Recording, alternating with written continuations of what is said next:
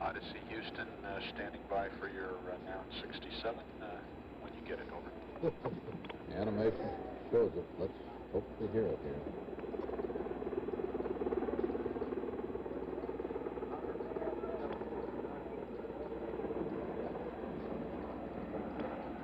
Road should have been 20 seconds ago. Strobes. Roger that. Got the drove. You see it? They say they can see it. A report of 2 good drogues coming up now for main chutes. Listen to the excitement on the Iwo Jima. We can call in Richard O'Brien on the Iwo Jima. Come in, Richard.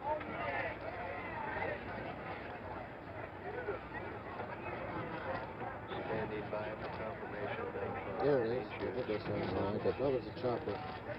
That's the chopper. That was it. That was it. Oh, great news. The first chute, we can see Those are the mains. chute has opened. Look at that. Those are the 3 mains. That's the best side. Practically on the side here. Oh, boy.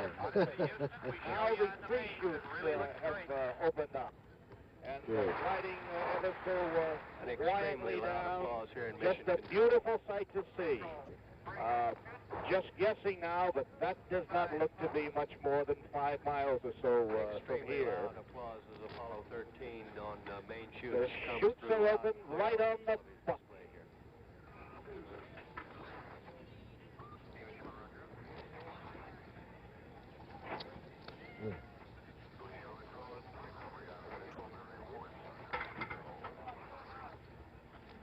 It was just exactly where they said it would be, off the bow, and now the calculation is 4 miles dead ahead. So at 4 miles, it should be just a perfect pickup here. The weather good, and the men back safely. There was a lot of apprehension, of course, as to whether they'd be this accurate on this one coming back, but it's just absolutely perfect. Now you can see the helicopter teams moving in there now, circling around at just about cloud level as Apollo 13 glides softly down into the Pacific.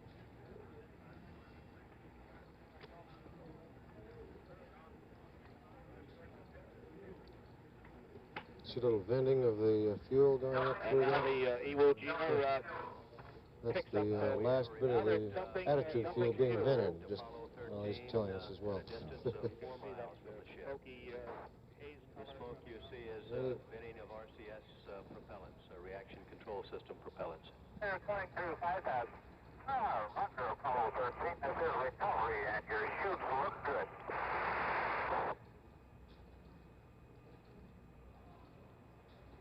Apollo 13, this is recovery. We observed your RCS burn, over.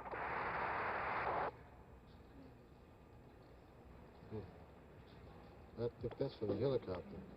That other picture was. Just 1 more minute to splash down, according to the... There's a prediction. helicopter picture. That's interesting. Yeah, look at that. You heard the conversation between the recovery helicopter and the crew of Apollo 13. Oh, that's great. Look at that. Isn't that exciting? That's truly an interesting picture. Oh, The floor of the Mission Operations Control Room now crowded. And there are visible smiles on There are going to the be some faces big of the fat flight cigars controllers lighted and there in Mission astronauts Control. in this room.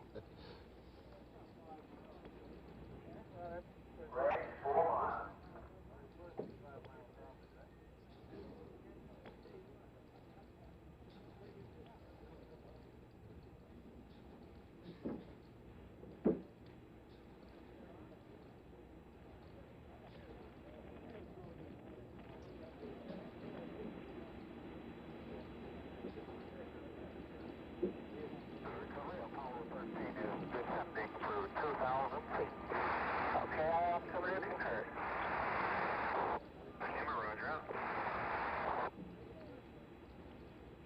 how close this...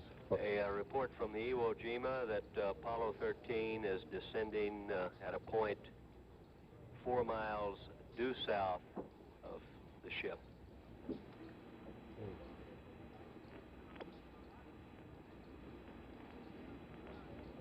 Apollo 13 and recovery passing through 1,000 feet. About 15 seconds away from landing.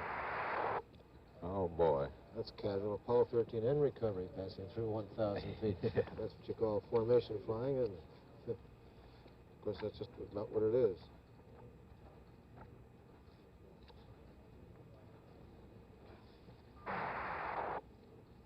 Through 500 feet. Notice the slight angle now. You can see that that's to make the entry into the water easier when it's coming up. Photo 1 observed How about it? Another chair in the control room as we have flight.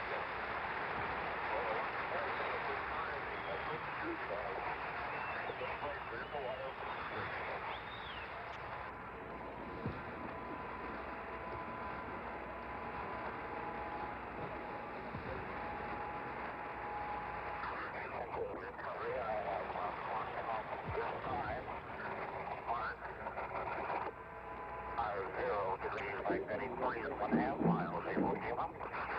Iwo Jima, roger. This 401, the command module is stable 1 at this time. They're riding comfortably.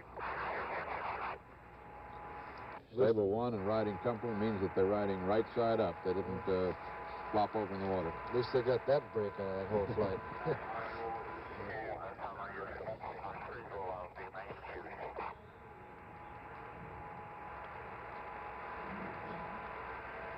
This is from the other helicopter,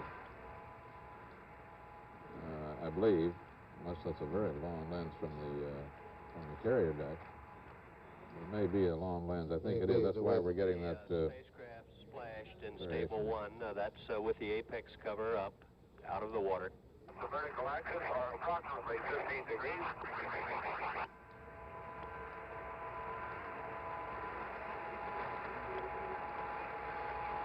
There's Odyssey, the end of the Odyssey.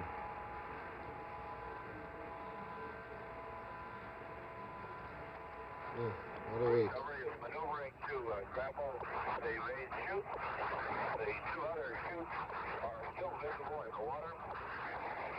Swim 1, you're cleared into position for retrieving the other 2 chutes. Swim 1, roger. This is 401. I observed the flashing light atop the command module.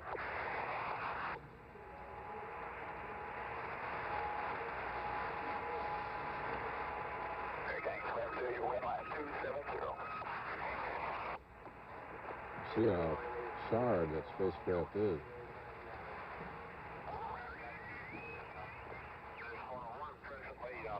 Winds in the area from 270 magnetic, approximately 6 knots.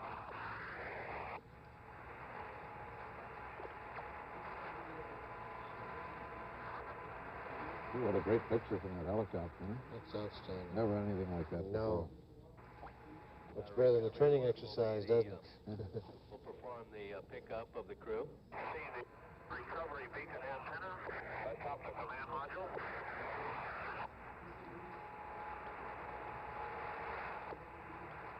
Detect that flashing light, of course, that's automatic after it lands.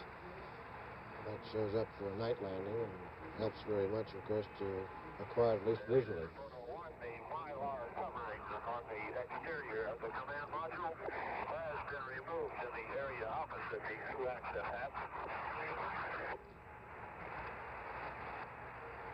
See the divers go underwater in a moment.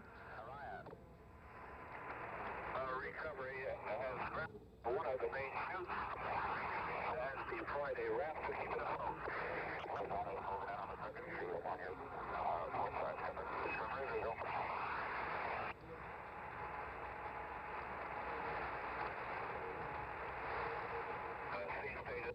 The command module is swelled 3 to 5 feet from the east. The sea is approximately 1 to 2 feet.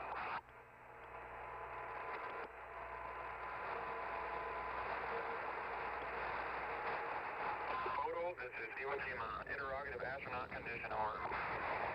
401, roger, break, Apollo 13. Is crew condition okay, over? We're in good shape, Apollo 13, minutes to put out the front back. Roger, copy Iwo Jima. Iwo Jima, copy. They're in good shape, they just told us. This is 401. Cloud conditions in the recovery area are approximately 6 tenths. Cloud cover combination high cirrus and low stratus. You can see why that's not a very good boat. It's a lot of action. There's very little wave motion. Yes. I am assuming on scene commander this time, unless otherwise directed intent to commence the retrieval operation in 1 minute, over. This is Iwo Jima, roger. Left 1. Continue retrieval of that main chute, left 2. You're cleared into ready position. Recovery is taking backup position, over.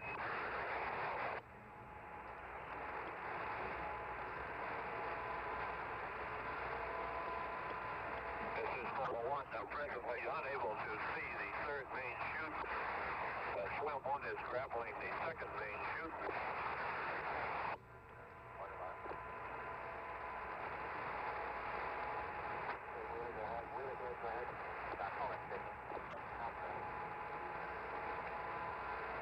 Okay, that's 13. The drift of the command module is very slight at this time in the direction of 110. Magnetic.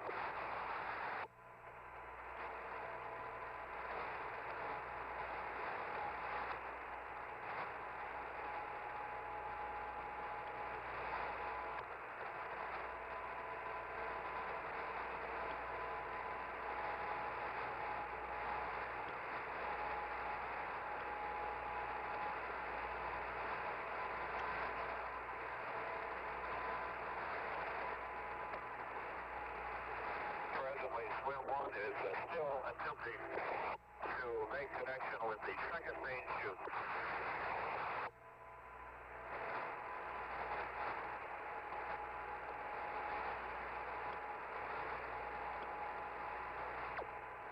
Focus. Swim 1 unable to grab it in time before we can grapple. This is recovery, roger, understand. Swim 1, take standby position. Swim 1, roger. Relay, the deep is approximately 1 mile, over. Roger, swim 1, detach. Proceed to the apex cover and attempt retrieval, over. Swim 1, roger. Swim 2 is in recovery. You're cleared to deploy one swimmer at the sea anchor. Swim 2, roger.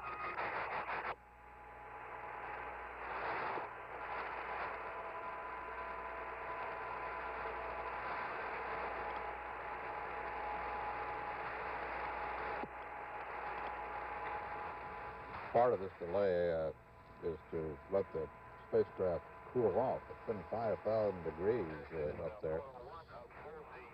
You made, yeah.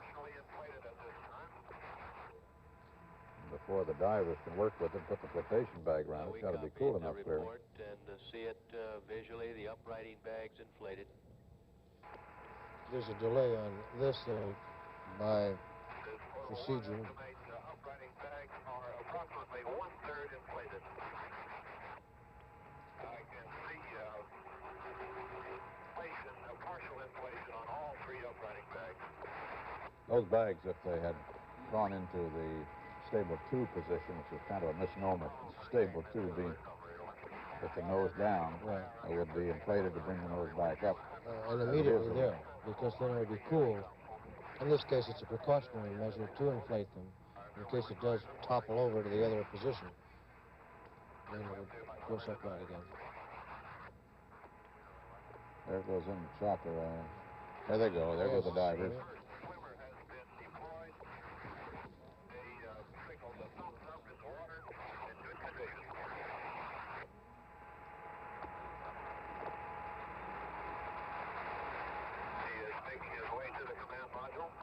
Isn't this exciting? You never even see this part. Yeah? You never see this part No. normally. I haven't either, I might add. Inflation of the uprighting bags estimated to be 40%, 40%. They can't see out of those windows. They're so cocked that they can't see out on the water Well, surface. Is that right? no, you can't see that low. You look Yeah. up, and in fact, you're looking straight up. The first swimmer is at the command module. He will commence the anchor attachment shortly. It's sort of like an airplane sitting on its tail at this point as far as visibility goes.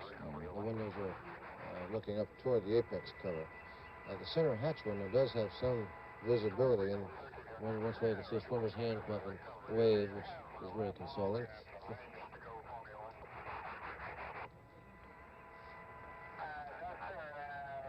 We froze the display and was hoping you used to copy it. We didn't read it out over the air. Unfortunately, Roger. Could you give us our distance to the ship? This is recovery. Your present distance to the ship, 1 mile bearing 3002 to the ship. Your splashdown point, 3 miles from Iwo Jima. Thank you. This is photo 1. The sea anchor has been attached. Observe a thumbs up from the swimmer. And swim 2 is in recovery. You're clear to deploy 2 swimmers at the flotation collar. Over. Swim 2, Roger. Now, Yeah, interesting. sea anchor attached to a pad eye on the side of the Apollo 13 command module. Indicating thumbs up. Everything progressing satisfactorily. This done to slow down the drift. Has oriented the command module in the customary manner. What I was about to mention is it'd be interesting to note whether they were 3 miles from the landing point or 3 miles from the carrier. If you recall, talking to Jerry Hammock, he mentioned that the carrier would be 5 miles from the predicted landing point. Now, I'd really like to know how far the spacecraft was from the predicted landing point. Swim 2 is moving in to deploy the flotation collar and 2 additional swimmers. You've got an interest in this. Swim 1 has deployed a smoke You in the hold area. the accuracy record of a third of a mile, I think, of the Apollo 7. That's exactly why I'm paying attention. Yeah, that's why I'm quite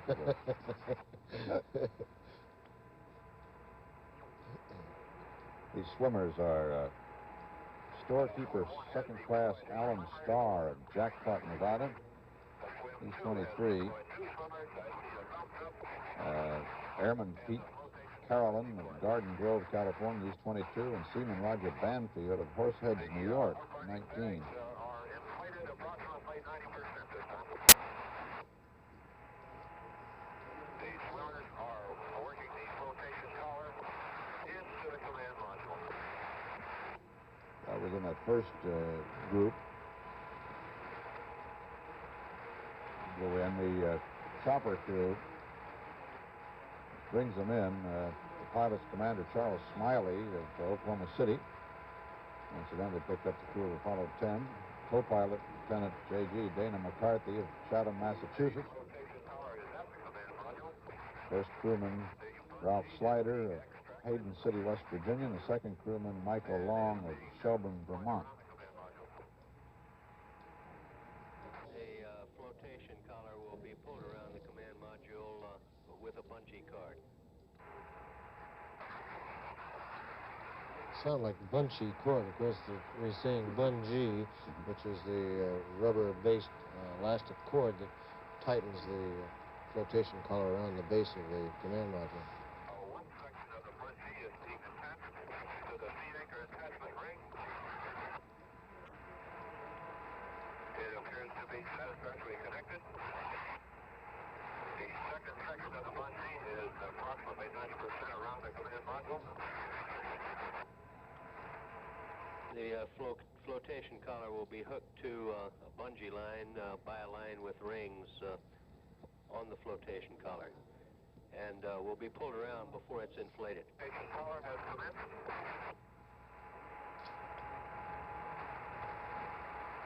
It is approximately 20% around the command module.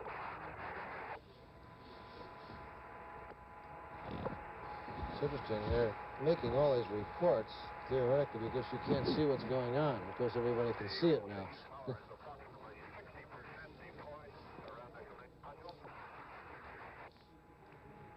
I imagine they can't see it on the carrier. I'm not sure. They may have monitoring facility there.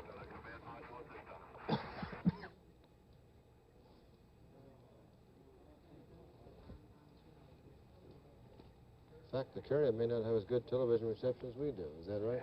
Very possibly. The collar is secured. 2 7-man life rafts will be dropped with sea anchors attached to the bottom. This is done to keep the rafts from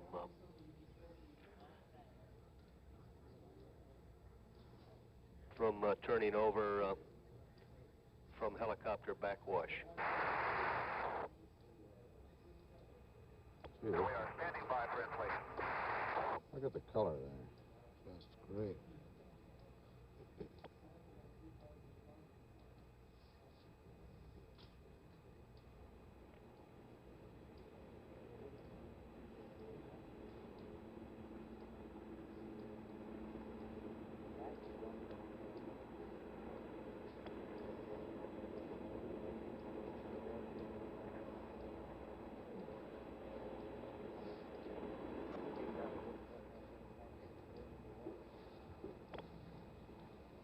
This is Iwo Jima. Request you pass to Apollo. Turn off recovery beacon. Over. Roger. Break. Apollo 13. You copy. We'll turn it off. Roger.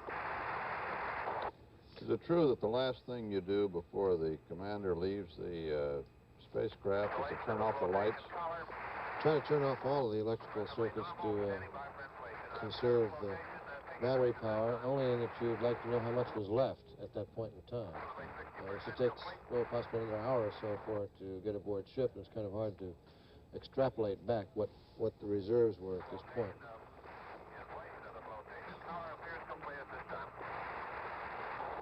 Finish the flotation collar. Now there's no chance of this thing sinking or turning over. This has been what I would call super nominal ever since we got rid of Aquarius.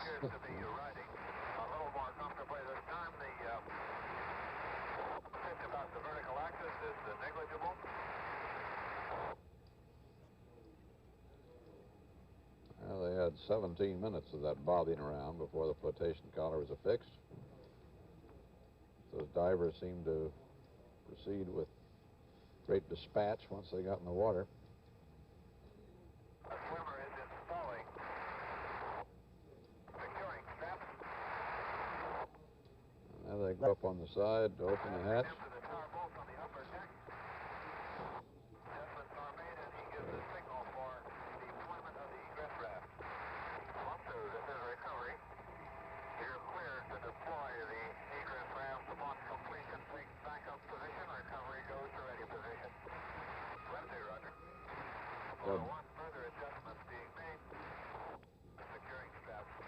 There'll be no delay today in getting them into the raft and then into the helicopter. None of the scrubbing down, the decontamination procedures which are necessary for the return from the moon or have been considered necessary. They won't be going into isolation for 3 weeks. I think they would prefer to be. They'd like to have made that walk on the moon. But since they couldn't, at least that's one small advantage over not going to the moon, is they're not going to be locked up for the remainder of 3 weeks. I'm not sure that they're willing to settle for that compensation, but they're sure settling for being back. Yeah, bet.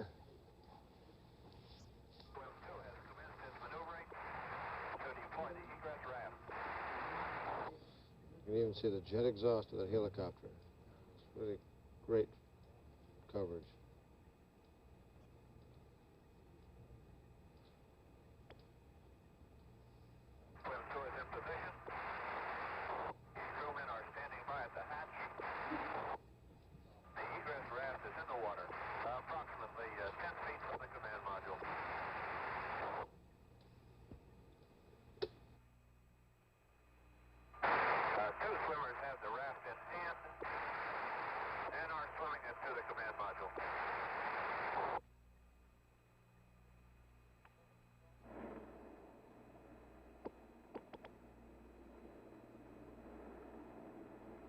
Just thinking how interesting it's going to be someday when we get the Earth orbital space shuttle working, where the crew just casually comes in, lands, and taxis up to the ramp and walks off.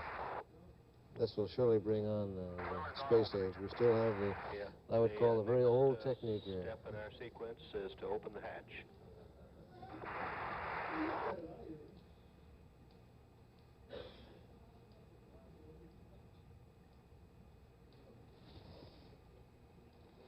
And the inflation appears to be satisfactory.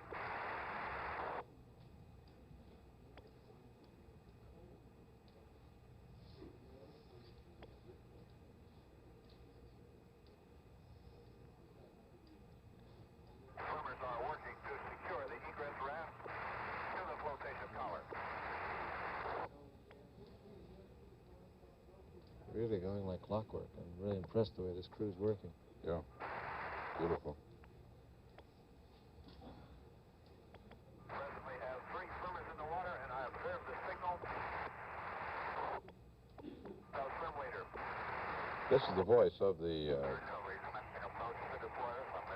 air boss up above in the helicopter, reporting back to the Iwo Jima we're hearing.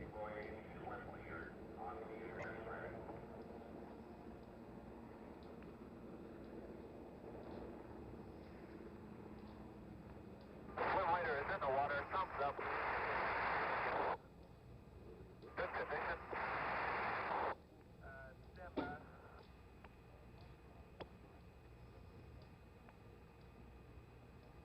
Swim leader approaching the command module at this time.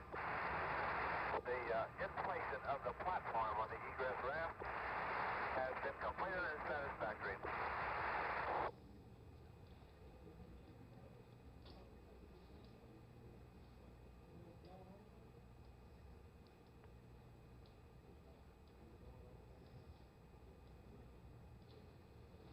You know, there's some other disappointed people on that carrier, particularly the men that were going to bring back those rock samples from the moon.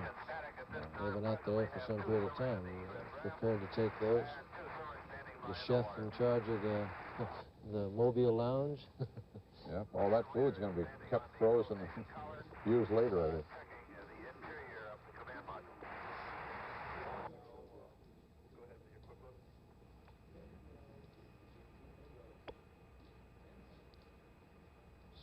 Looks like about hatch time. Must be a welcome face peering through there. Don't think they're inside shaving. I assume they're willing to come out any time. Swim leader is standing on the flotation collar, peering in the forward viewing windows.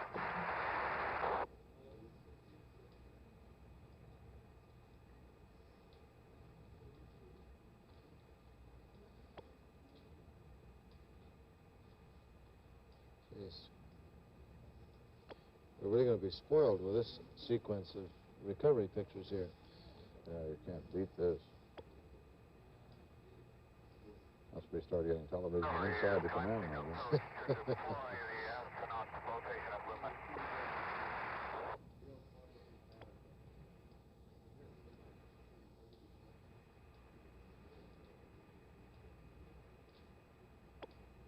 Recovery is moving into position. The rescue net is halfway down. All we need is somebody to get in it. Yeah. It's funny, they're lowering that even before they open the hatch. They're really picking up the tempo here.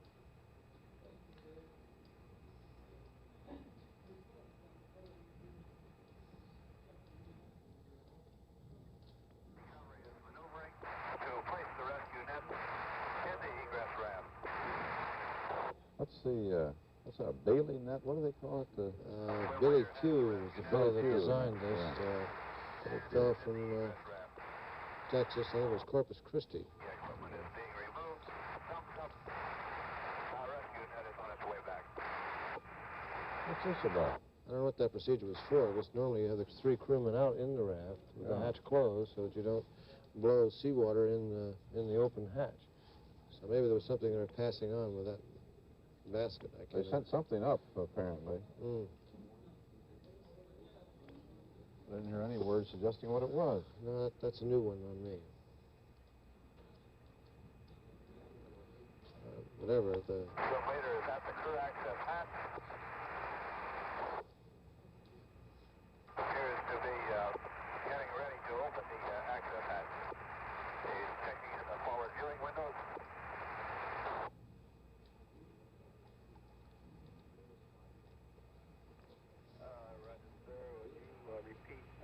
time on item Papa. That's minus 113 USB. Over. I can recall when we designed this hatch after our disaster, we were afraid the hatch would come roaring open and sweep the scuba divers right off the side, and it just barely eases open. There we go. Hatch is open. And the equipment is being passed to the astronauts. The hatch is closed again. Leader is observing the activity through the forward viewing window. I don't know what they're doing. The Static at this time has two swimmers standing by in safety position in the original water. procedure Have two swimmers in the egress. coming back from the moon would be to open hatch like that and throw in the biological isolation garments. That may be what they've done, and they haven't modified it yet. I'm not sure.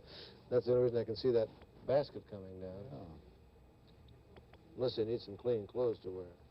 that may be. The three Apollo 13 crew members will be hoisted up into the Recovery 1 helicopter by the Billy Punet. The device you see that looks much like a half bird cage. For the first time, there are stifters in this net. The Billy Punet has been used on previous recoveries. These made out of aluminum to provide rigidity to the net.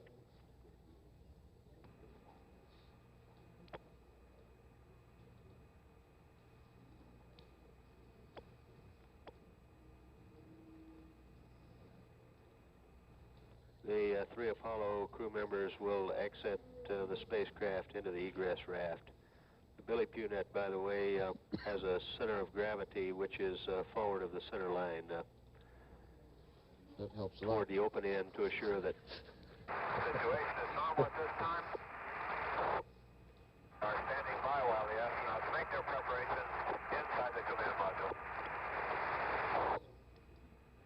There they are, probably resuiting. That's the only thing I can imagine. this forward center of gravity is designed to to go assure out. that Dressing for the occasion, yes. an individual being picked up would not tumble out. Hey, what do you wear when you come back from the moon? I guess on this occasion, they don't have the same outfits that they're anticipating. Itinerary to Nandi about telex, if that's okay. First astronaut There's the first one. climbing out of the command module Sure. and is in the egress raft. I don't even see any mate west on, which is most unorthodox. It's like a nice I clean guess it suit. must be on the front. On Yeah. his way out, being assisted by Sim Leader. And you want that on all that? Standing on the Looks like Jack collar Swagger, doesn't it? and is in the egress raft. There's number 2. The third astronaut And 3. peering through the crew access hatch.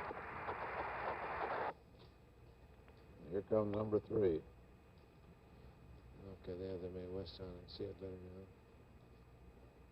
The third astronaut is standing on the flotation collar.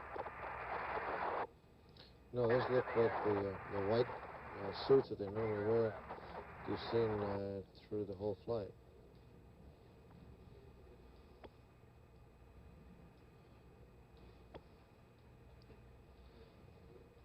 Swim Leader is making a final check prior to closing the access hatch.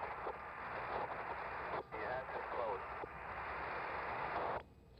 He is securing it with the hatch tool. So 1 hour and 43 minutes after they blasted off from the Merritt Island Launch Complex in Florida, the crew of Apollo 13 climb out of their command module. They have 3 swimmers in the safety position in the Was to water. have taken them to the Swim moon, Leader is giving the signal took them for the instead U.S. around the moon with the help of the lunar module Aquarius and back to Earth with no help from the service propulsion system, which was blown out by that explosion on Monday night. The drama that began at 10:08 p.m. that night has been brought to a successful curtain here.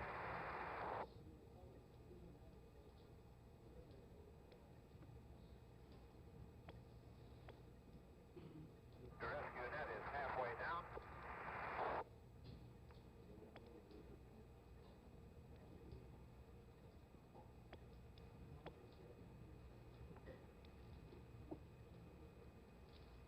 Yes, 1, 2, 3, 4, 5, 5, 4, 3, 2, 1, 1, 2, 3, 4, 5.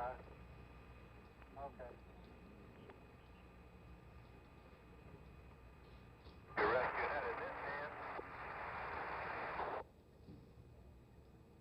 Resting on the platform. The first astronaut is climbing aboard. Signal has been given. Ready for lift.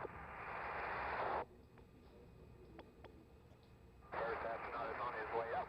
Excellent pickup. No oscillation.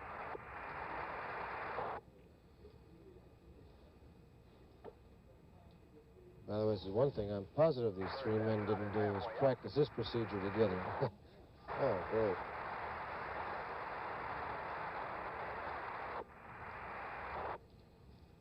That's good old, Really close picture.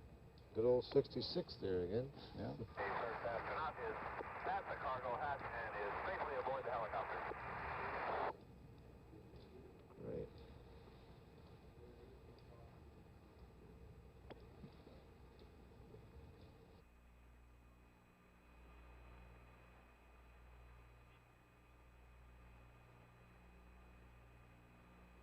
His recovery, I have astronaut Hayes aboard.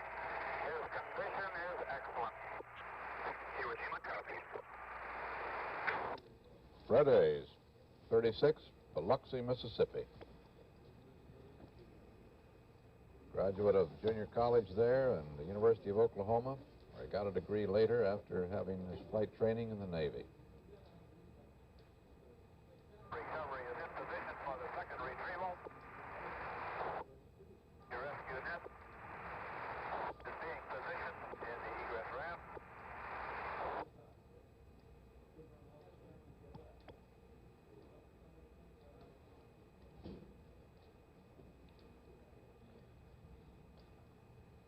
This was Hayes' first flight, as it was Jack Swigert's. Space Rookies was the fourth, and as he announced before he made this flight, the last The rescue net is for in the Jim ramp. Lovell. I'd say they're all space veterans after this mission. What a mission, hmm? Mm. Positioned on the platform. The second astronaut is climbing aboard. The signal is given for arrive. Second astronaut is on his way up.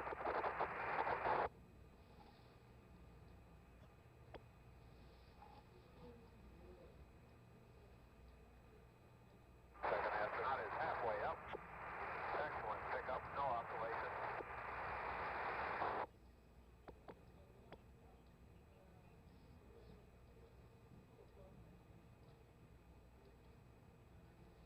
That ride must be sort of fun, isn't it? It is kind of. And the second astronaut is safely How aboard. often you practice that one, it still seems somewhat different than the last. I always consider this the riskiest Recovery, I part. have astronaut Swigert on board. He reports he field 5. Jack Swigert, Iwo Jima copy. 38 years old, Denver, Colorado. The man who was not scheduled to make this trip, Joe Ken Mattingly, who's in mission control, we've seen just a little while ago in pictures there.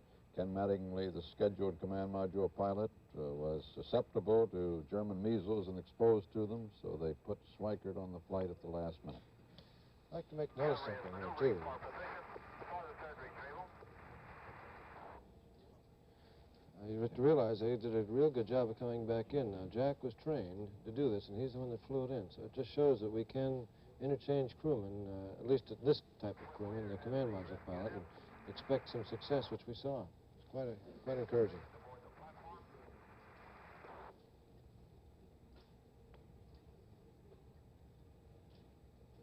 The third astronaut is climbing aboard. Thumbs up, ready for lift.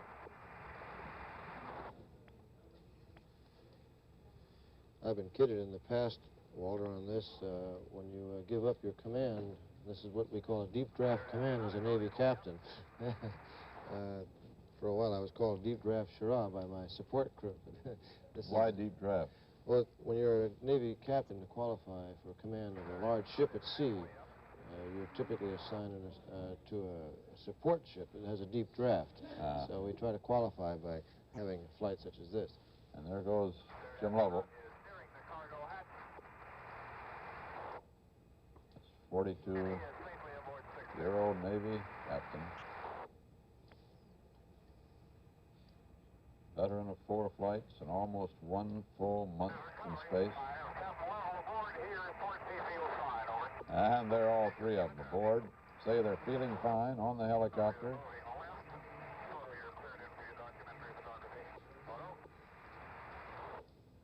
We've heard that Mrs. Hayes is jubilant and thankful, as might certainly be expected. She spoke with President Nixon just moments ago and told him that this is the most beautiful sight I've ever seen. It certainly must have looked that way to Mary Hayes. This is her husband's first flight in space. She has 3 small children there at home with her and is expecting another in a couple of months. She watched the splashdown with her children in the bedroom of her home there with her sister, Mrs. Dunkel, and astronaut Jerry Carr and Alan Bean were there, and the Reverend Mrs. John Fellers of Clear Lake Methodist Church, all there with her. These critical last minutes. Marilyn Lovell and her 4 children have been all through all this before, of course, 3 times before, but this was the roughest one yet. And out in Denver, Colorado, Dr. and Mrs. Schweikert, the parents of Bachelor Jack Schweikert, hadn't been through it before and hadn't expected to go through it this time, and certainly hadn't expected this sort of mission out of it. But we'll be back with more coverage of the recovery of Odyssey in a moment.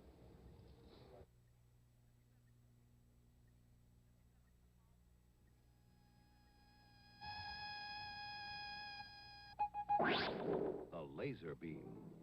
It was still just a gleam in the eyes of scientists until 1965, when engineers at Bell Labs and Western Electric became the first to put the laser on the job in industry. The job? Piercing holes in industrial diamonds to make thin telephone wire. Today, Western Electric uses the laser to cut material for thin film electronic circuits. We also use the laser to measure and to weld tiny parts for equipment we make for the Bell telephone network. Someday, the laser beam may transmit telephone calls and other data. Someday, you may find yourself talking over one. Western Electric. We make Bell telephones. We were also the first to put the laser beam on the job in industry.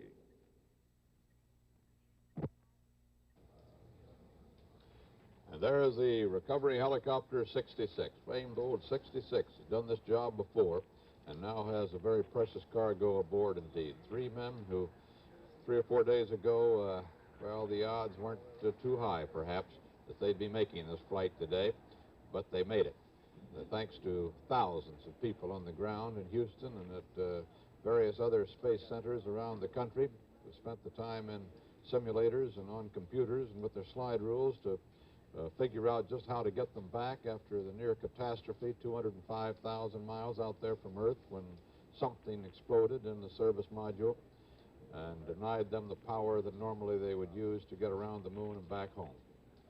They say nothing of their own skill of these 3 astronauts in carrying out their orders and helping figure out what had to be done, and in doing it calmly, dispassionately, as test pilots are trained to do, to get that command module back.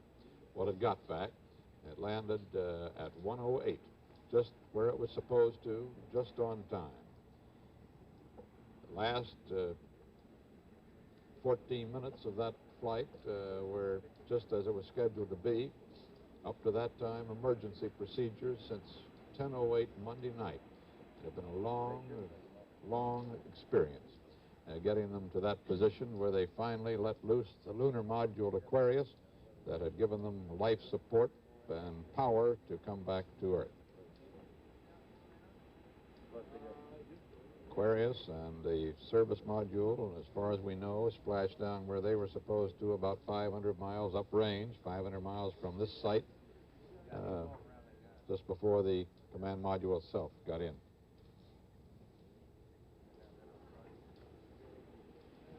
Out in Denver, the very happy John Swigert, Dr. and Mrs. Swigert, sent champagne around to their neighbors and to members of the press gathered on the lawn of their home in Dallas, and I suppose those corks are popping in the homes of the Hayeses and the Lovels and everywhere else along Astronaut Row there outside of Houston.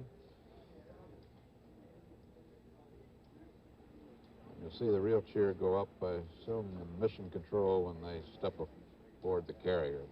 That's the moment when they light up the cigars, the old Chris Kraft tradition established there with the first Mercury flights.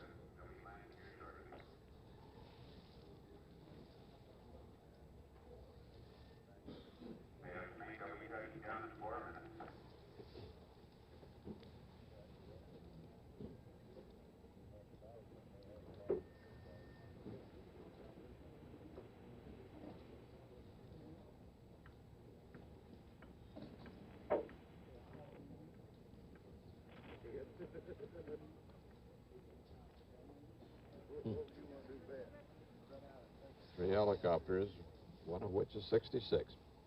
When they get aboard, there'll be brief greetings from Admiral Davis, the commander of this recovery force, and Captain Kirkemo of the Iwo Jima. The band will strike up a march version of Aquarius, which of course was the name of the lunar module. They were going to play the Fra Mauro March, written especially for the occasion, but since the men didn't make it to Fra Mauro, which was their target, it seemed a little inappropriate. They will be greeted, I suppose, say a few words, which is traditional, and then down to sick bay where 9 doctors will examine them, punch at them, and look at them, and take blood samples. And then they'll get a chance to rest.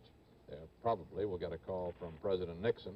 It's expected that they will. They'll get a lot of sleep before they get within helicopter range tomorrow of Pago Pago in American Samoa, some 540 miles northwest of where they are now. We'll be back with the return of the Apollo 14 in a moment.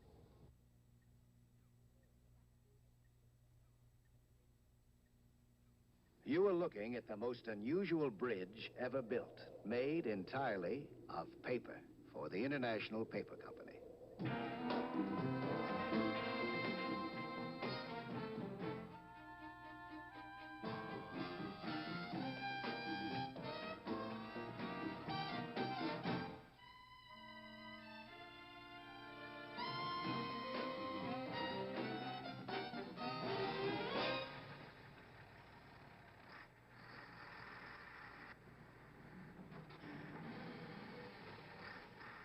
The paper bridge was built to prove a point, that paper is strong.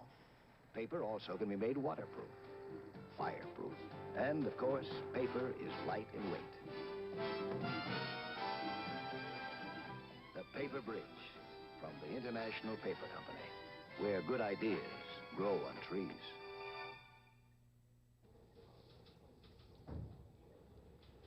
This is Walter Cronkite back at our CBS News Space Center, where I just identified this as the flight of Apollo 14. Never one to believe that our space program will be in the slightest delayed, apparently, by the flight of Apollo 13 and all the problems. It will be. Apollo 14 probably will not go in the fall of this year, as was originally scheduled. We're going to have to find out what happened to that service module on Apollo 13 first. It may be feasible, if they do identify it, with a 6 months launch center, a remedy can be made that's reliable enough to go ahead and fly. It's very hard to keep this team together much longer than that and really keep them sharp. And you can see how sharp they were during the trying moments of Apollo 13.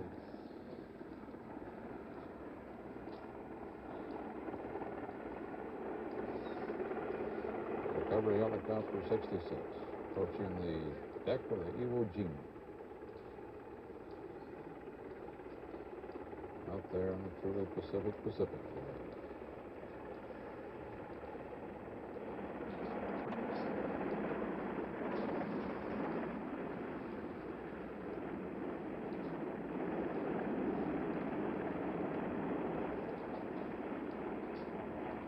There'll be no masks today, no muffled words through those biologic isolation garments. Not necessary. They only came within 156 miles of the moon instead of landing on it. If they'd made the mission as scheduled, they would just now be linking up again with the command module flying over the moon after having walked twice on it. Instead, here they are back in the carrier, but they're glad to be there. I suspect their letdown, although this was a helicopter letdown, will occur some hours from now when they start debriefing on a technical basis, realizing that the debriefing forms are not right, they're designed for a lunar return. There'll be a lot of engineering data that must be accumulated as soon as possible, and not only are the doctors punching them, but there's some engineers down below waiting with tape recorders to get some answers, to fill in those gaps of knowledge and Do they do that before? They do that before they have a chance to rest? Well, we typically try to have a tape recorder available, even though the doctors are punching and probing, so we can get this information, because it washes out of your mind so hurriedly. Incidentally, Mrs. Lovell, near Timber Cove, Texas, home there by the Space Center, leaped to her feet when they were down safely, ran from one room to another, and shouted, "I'm so relieved, it's beautiful." I guess Marilyn did think that. I'm sure she's also pleased that she's got him down now for a while. Yeah, that's right. I know I saw quite a transition when it was quite evident that I wasn't going to fly again. Really? So there is a tenseness. Oh, sure there tension is. to all this.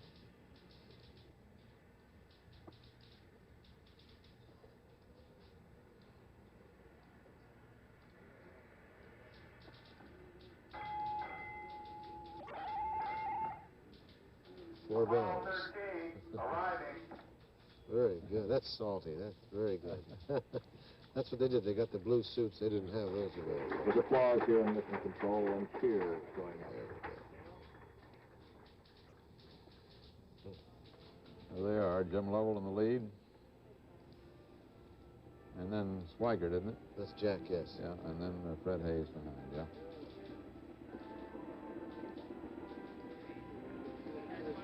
Somebody improvised beautifully. They got patches and everything. I want to say just a sweet Good, welcome to you, not just from the recovery force, but Thanks. millions and millions of people all over the world. It undoubtedly has to be one of the personally happy moments. We're glad you could make it, boys. This is Jack Kirsten. Yep. I must commend you on your navigation. Welcome on board Iwo Jima. I would like to ask the chaplain to say a real brief prayer of thanks. Let us pray. O Lord, we joyfully welcome back to Earth astronauts Lovell, Hayes, and Swigert, who, by your grace, their skill, and the skill of many men, survived the dangers encountered in their mission and returned to us safe and whole. We offer our humble thanksgiving for this successful recovery. Amen.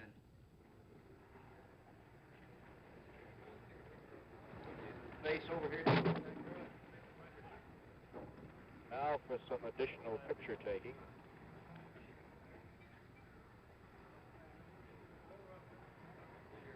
By not only the professional photographers aboard, but also a good many others.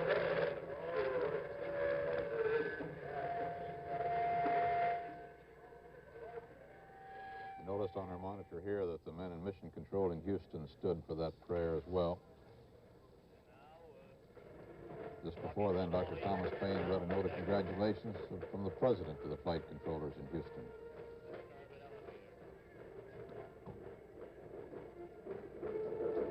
Walking a little unsteadily there, Wally. There's some Aquarius music. Yeah.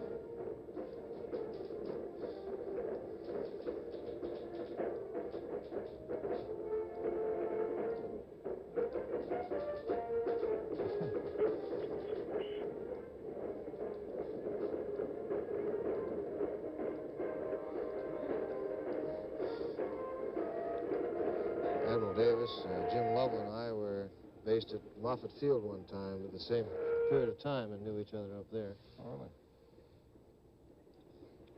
In fact, Jim and I were in the same squadron there.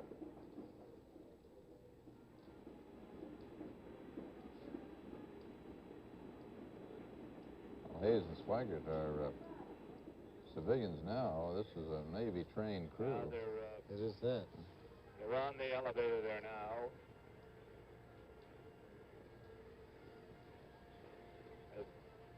Joking about those beards. Jim Lovell seemed to be having some fun there with his beard.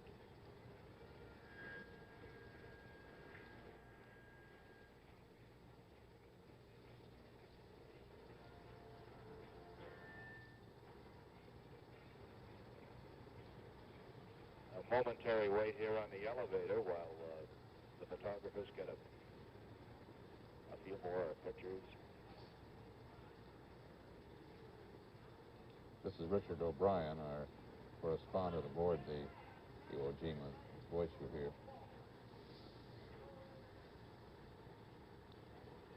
Over on this side is Captain Kirkham. This is an elaborate medical facility the Iwo Jima has on board.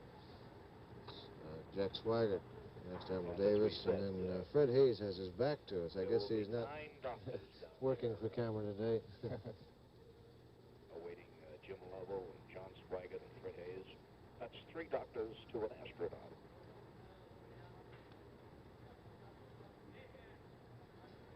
And the first blood samples. Takes about 3 doctors to hold us down. Findings medically speaking will be flown off as soon as possible to the laboratories. You know, there was original intention to pick up those blood samples Now by you're getting a look from the hangar deck. snatching them up with a aircraft flying by and hooking a cable raised by a balloon. You know, that technique.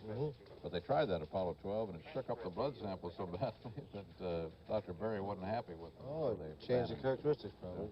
Surely.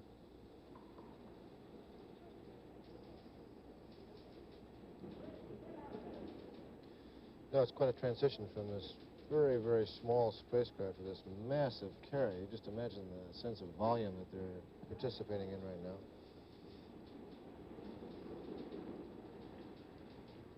The opening leading up to the medical facility. Sick bay. Which may be a misnomer in this case.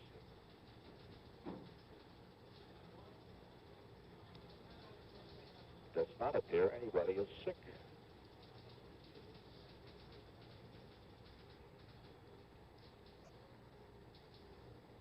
There's a picture of the happy men in mission control in Houston. With the pictures up there, of course, of the astronauts being brought to them by television. Just a few people dropped in. The happy crew. And of course there will be some fast telephone calls, we assume, to some waiting wives at home. I wouldn't be surprised to see those phones ringing very shortly.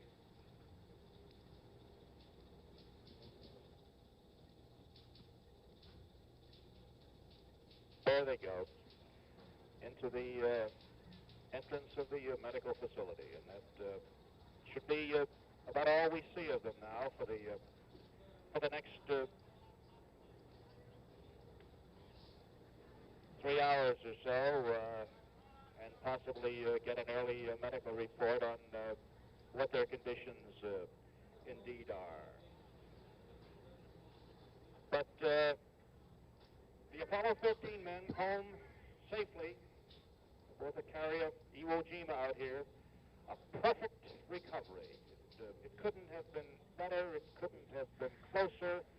And now the Iwo Jima will swing around and pick up the command module, which probably will be done in less than half an hour because we're that close.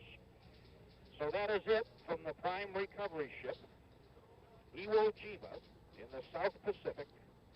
This is Richard O'Brien.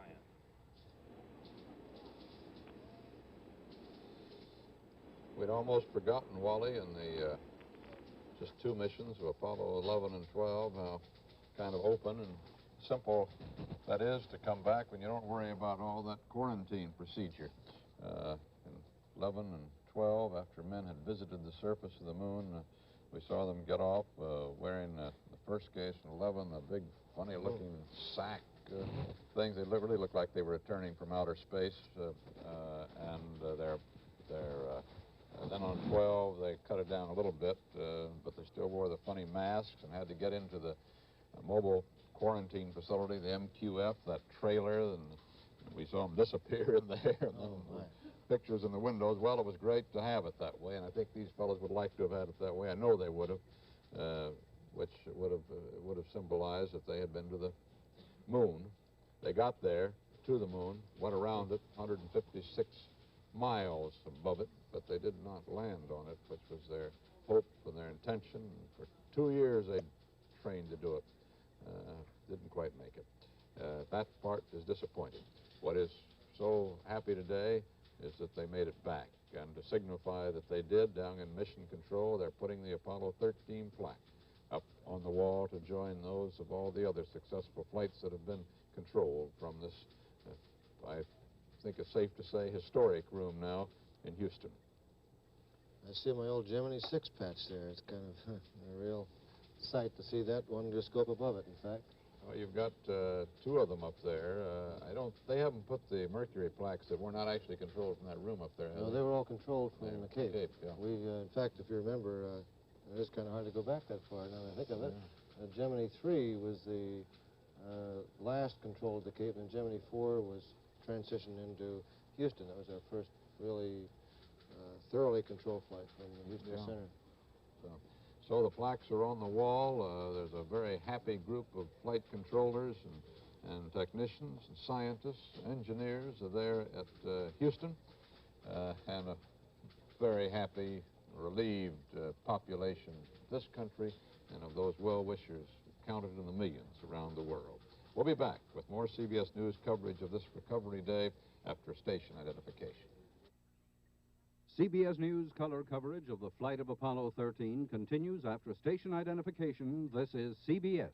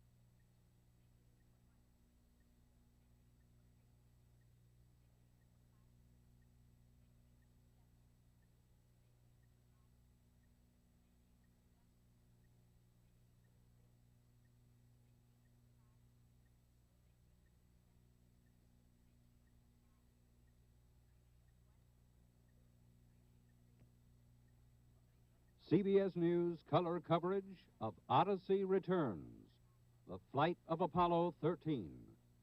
Sponsored by Western Electric, the people who make telephones and communications equipment for the Bell system. And the International Paper Company, where good ideas grow on trees.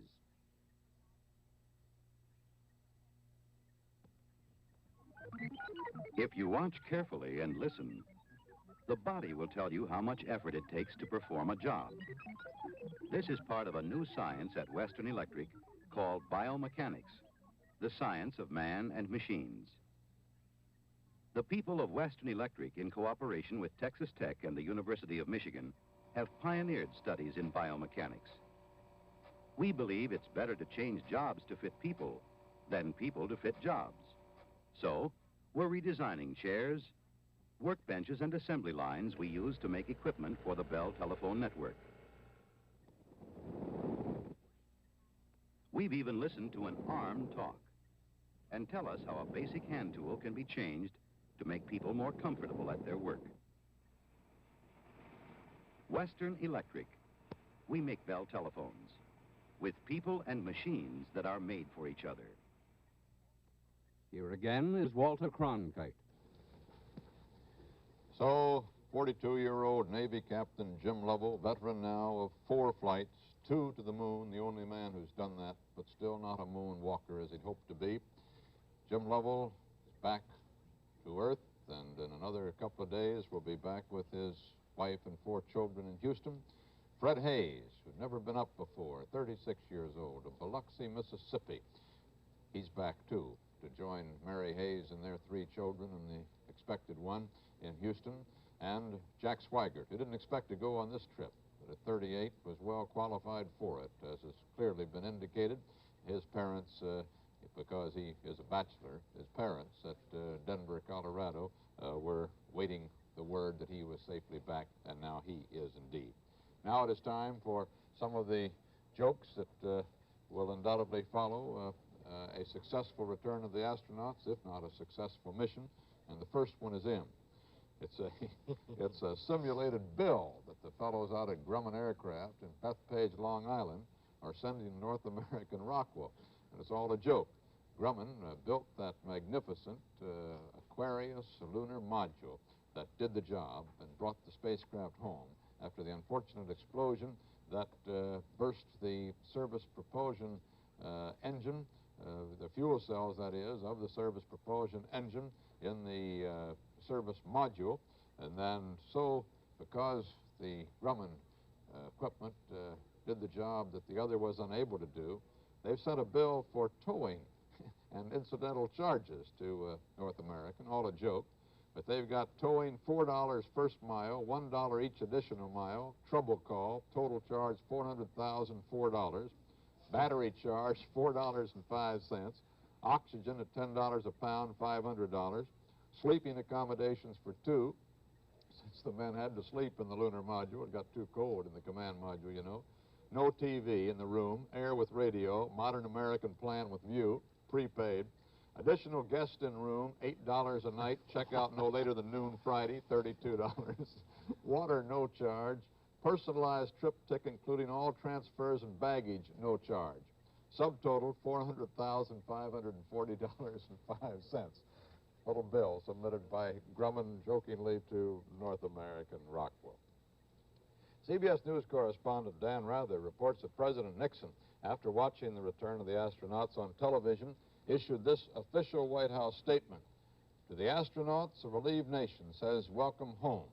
To them and to those on the ground who did such a magnificent job of guiding Apollo 13 back from the edge of eternity, a grateful nation says, well done. The President also proclaimed the National Day of Prayer and Thanksgiving for Sunday. The President called Dr. Payne, the head of NASA, and told him, when things go badly and when an organization responds as NASA did, it shows that an organization has what it takes.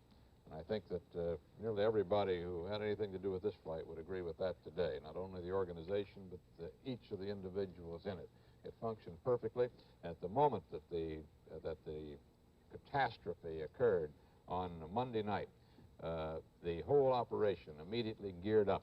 And by 1 o'clock, barely a couple of hours later, they had the simulators already warmed up and going. They were starting to work, and they worked around the clock trying to figure out just what needed to be done to get the men safely home. And it turned out that they did their work well.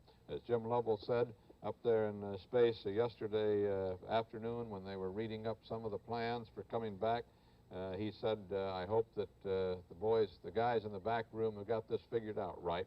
It turned out the guys in the back room had it figured out very right indeed.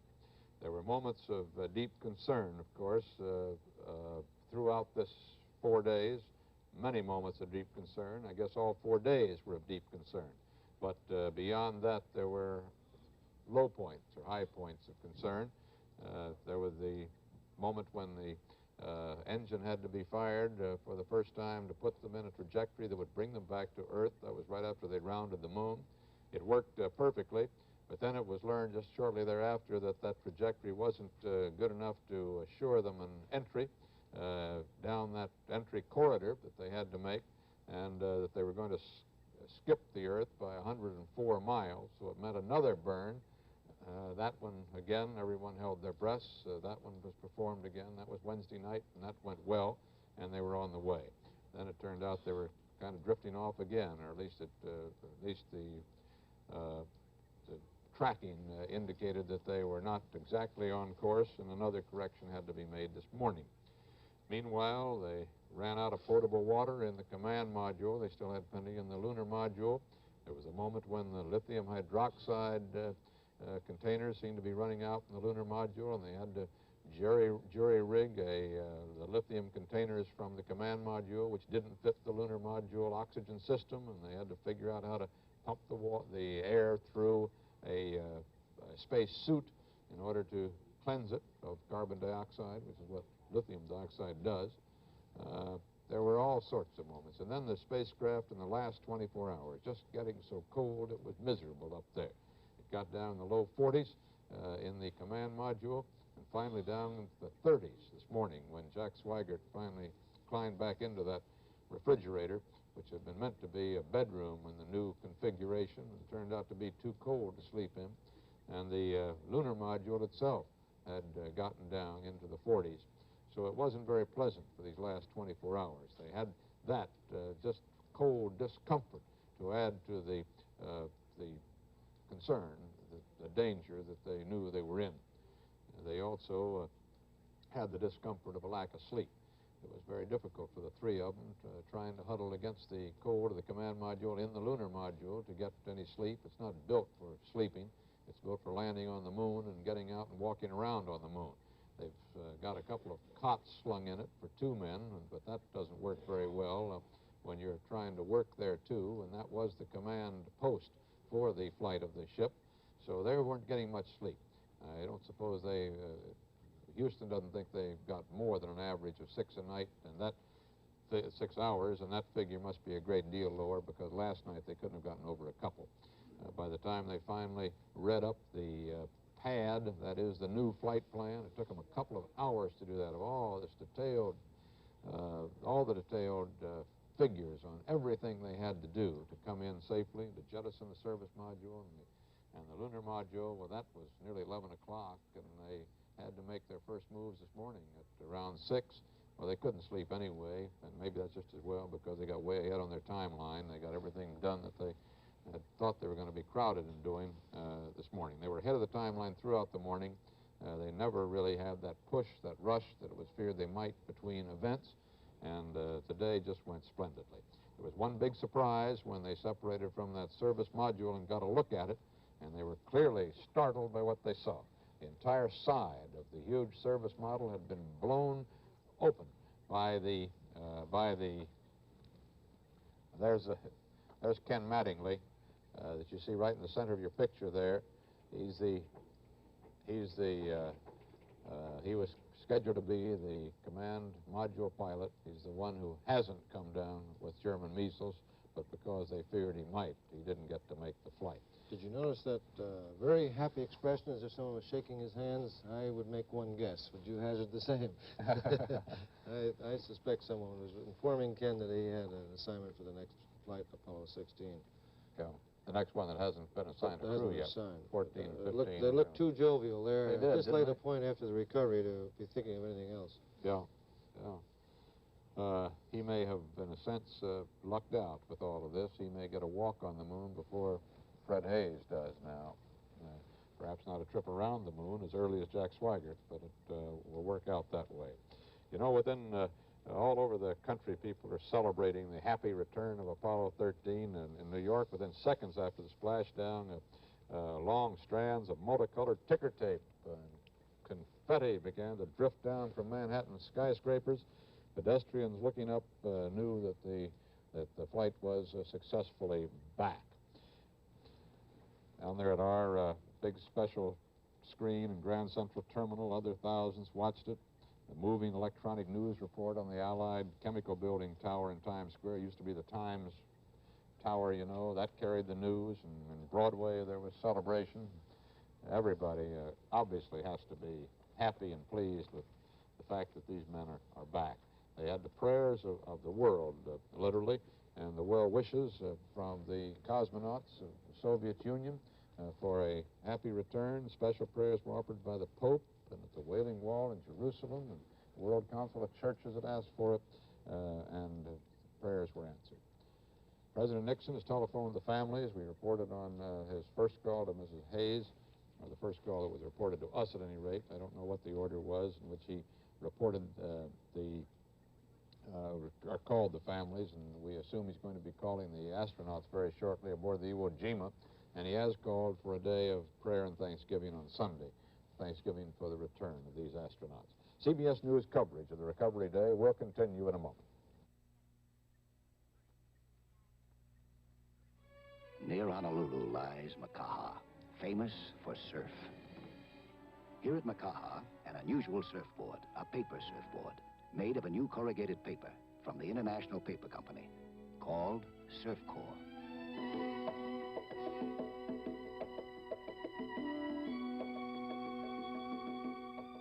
Surfcore stays strong, stays rigid, no matter how wet it gets. Look for some big changes in the produce industry, the shipping industry, the construction industry. Wherever corrugated paperboard has to stand up to water.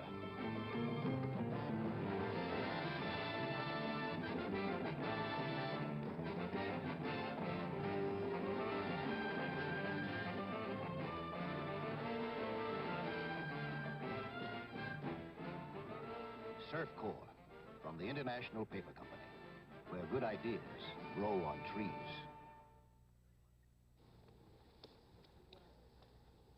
Well, we're getting more details from the families of the astronauts. Of course, they're overjoyed, and there's great celebrations going on in their homes right now. Astronauts were at both homes with the wives, and they're celebrating right this minute. Mrs. Lovell watched the reentry on a television set in astronaut Lovell's study. She had with her Neil Armstrong and Ed Aldrin, Charles Pete Conrad, all of whom had walked on the moon, and they were there with her, along with the astronauts' mother, Mrs. Blanche Lovell, and their minister, the Reverend Donald Raish. They were all there, and when the chutes appeared, Mrs. Lovell jumped to her feet and ran into the den where the television picture is said to be a little bit better. In the other room, she planted herself on the floor next to Mrs. Robert Gilruth, the wife of the director of the Manned Space Center, and then it splashed down. A roar and a cheer went up that the NASA protocol officer with them said must have been heard out in the street. He said to the newsmen, "You had to hear the cheer, didn't you?" And the two Lovell girls, Barbara, 16, and Susie, 11, he said were quiet and concerned during the uproar. They didn't say a word, said the NASA official. The Lovell son, Jeff, 4, was just kind of participated in the uproar without perhaps knowing what it was really all about.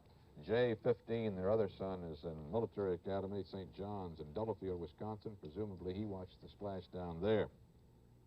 Mrs. Hayes had Alan Bean, the 4th astronaut, to walk on the moon with her. Astronaut Gerald Carr was there with her, and their minister, the Reverend John Fellers, and her sister, Mrs. Susan Dunkel of Biloxi, Mississippi. And she had her 3 children in the bedroom where the television set is around her at the time. They're expecting their 4th child, the Hayeses, in June.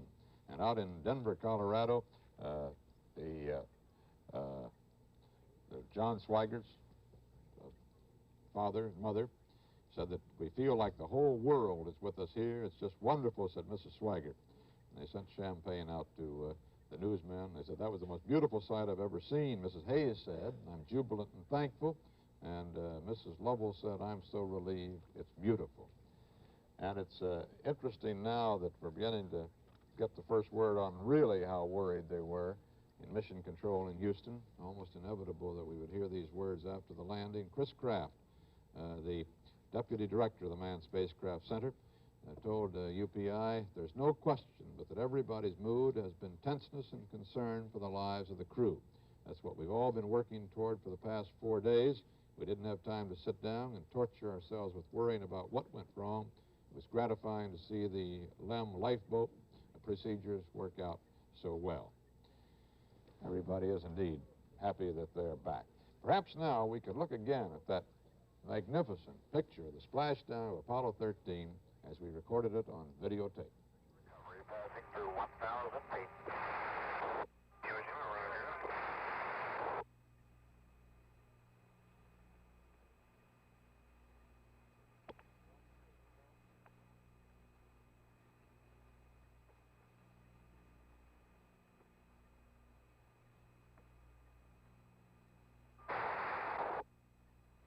Through 500 feet. Swim one on station. Is on station. Photo one's on station. Photo one observes splash down at this time. One pickup, there it is. Roger. Another cheer in the control room as we had splashdown. Photo one splashed in at this time. The three chutes are displaced in the water.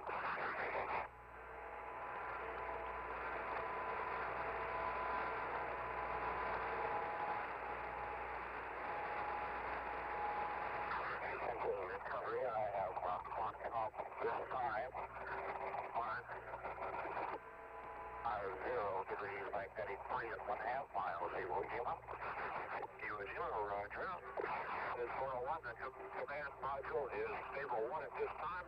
They're riding comfortably.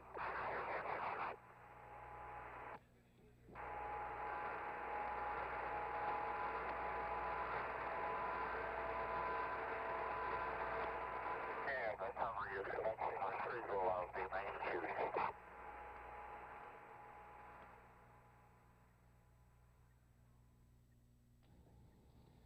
That was the way we saw it.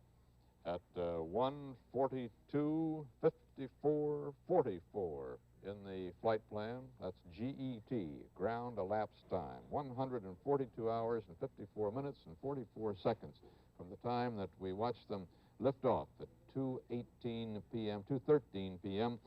From the Manned Space Center in Florida last Saturday. They were not expected back until Tuesday. Today, they would have been rejoining from the lunar landing, the command module flying overhead, and then another day in moon orbit to take some pictures for future flights, and they would have come on home on Tuesday. As it is, they're home a little bit early. The mission incomplete and unsuccessful, but a happy landing, getting 3 astronauts back safely after the gravest crisis that we have experienced since the space age opened in 1961. The official time of landing by the normal clock on the wall was 7 minutes and 44 seconds after 1 o'clock Eastern time, about an hour after dawn out there in the Pacific where they came down, 540 miles southeast of Samoa. They now will be taken to Samoa as the carrier gets closer tomorrow afternoon. They'll be airlifted by helicopter to Pago Pago, and then from there they will be flown to Houston, arriving back at Houston with their loved ones and their friends and colleagues of the Manned Space Center, the people who did such a great job for them.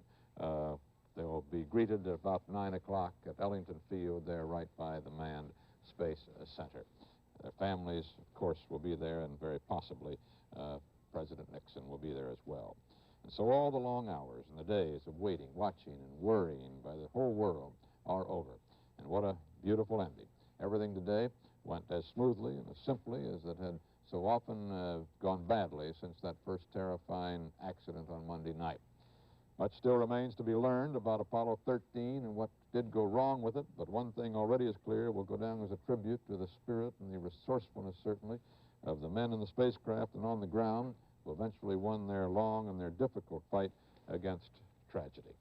Also, never to be forgotten, that ugly but wonderful piece of machinery, the lunar module, Aquarius. Certainly it will win its place among the heroes of the space age. We will, of course, return to the air and report on our regular news programs any further developments aboard the carrier and the return home of the astronauts. This is Walter Cronkite, CBS News, Space Center, New York. This has been CBS News color coverage of Odyssey Returns, the flight of Apollo 13, sponsored by the International Paper Company, where good ideas grow on trees, and by Western Electric, the people who make telephones and communications equipment for the Bell system. Further Apollo 13 coverage on the CBS Evening News.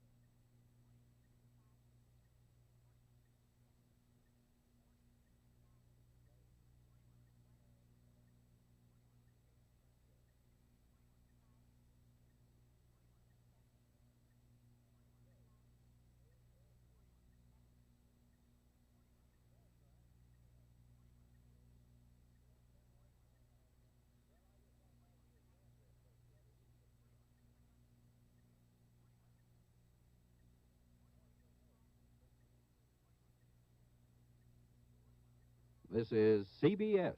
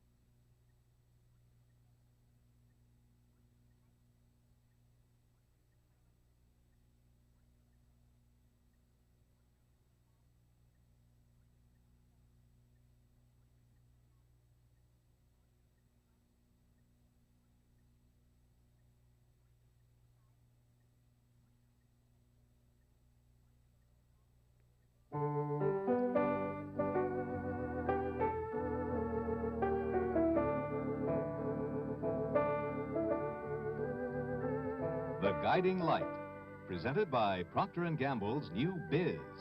Soaks tough stains and dirt out of your laundry.